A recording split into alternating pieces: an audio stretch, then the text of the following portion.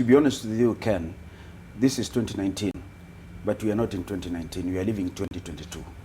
So I don't see a solution because Honorable William Ruto has sensed blood. He has smelled blood in the sense that somebody wants to stop his ambition. And between now and 2022, nothing will come in his way. Therefore, Honorable Uhuru Kenyatta will continue operating from the corner in which he has been boxed, even in Jubilee quarters. Therefore, the Big Four agenda is a smokescreen. And what's behind it? What's behind it? Yes. Zero. Okay. I would advise Honorable Uhuru Kenyatta, if I deserve to offer such advice, that just have one big agenda. A low-hanging fruit? Slay corruption. Okay. If you slay corruption, everything else falls in place. Okay. And finally, we have an executive presidency. Honorable Uhuru Kenyatta must do what it is that his office requires him to do. He promised austerity measures, they never came. He promised public declaration of their wealth, it never came. What has the president got to do with his powers? So until and unless Honorable Uhuru Kenyatta decides to do what it is that he promises to do, there is no solution. And if he does what he has to do, campaigns for 2022 will stop. Concentration on the Big Four will come. But I've said it should be big one, corruption. And finally, we must be very prayerful. Because as one jurist said, Lord Denning, that even the devil does not understand what a man thinks. This country requires prayers. Thank you. On Thursday's prayer, National Prayer Day, Millie. Well, that is true, but then he is bringing in a different aspect that I don't want to start at the tail end of things, which is actually the issue of prayers for money, which has become a very shameful thing in this country. It's very sad that the church has turned to... Prayers for money or money for prayers? Money for prayers, prayers for money, all that. It's the same thing. Did I say that? No, you didn't say that, but I'm saying, okay. you know, you are saying the praying for this country kind of, you know, has raises that concern. The connotation. Not necessarily the connotation, but it's just brought to my mind the fact that, you know, the church has really come into disrepute in the last few months or so. And the church used to be a place of refuge for a lot of people. But now we have politicized the church. And so even as we were saying we pray, I think people should focus on a lot more on individual prayer.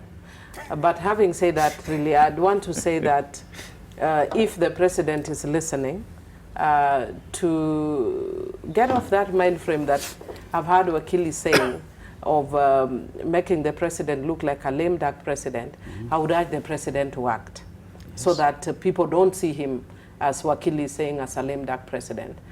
Because he's saying the president has been boxed into a corner.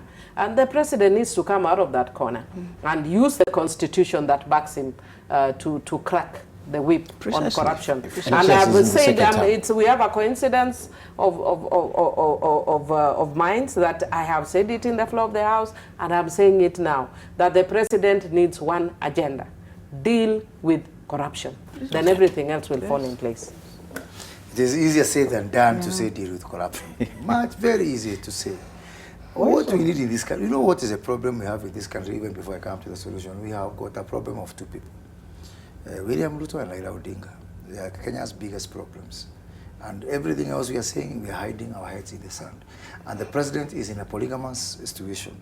And how to balance between his two competing spouses, I didn't say wives before. Now he's speaking as a presidential candidate. But it's true, because, you know, I sit at the convergence, at the conference of these two forces. And I can tell you, I know people who are not even on talking terms in this country. Members of Parliament, for example. Simply because you are Kiereweke or you are a handshake, you are a tanga-tanga. Some people are not even on talking terms. What we need to do is to have an oversight, a massive building of consensus. I thought handshake brought peace, she just said. Well, I think handshake was a declaration of intent. You know, it was really not the peace process itself. Yes. It was a declaration of intent to cease fire. Okay. And which I have said that we welcome. Okay. Because if we do not end this blame game, Yes. whereby, you know, the people from Raila Odinga's camp think that corruption is a euphemism for William Ruto. Yes.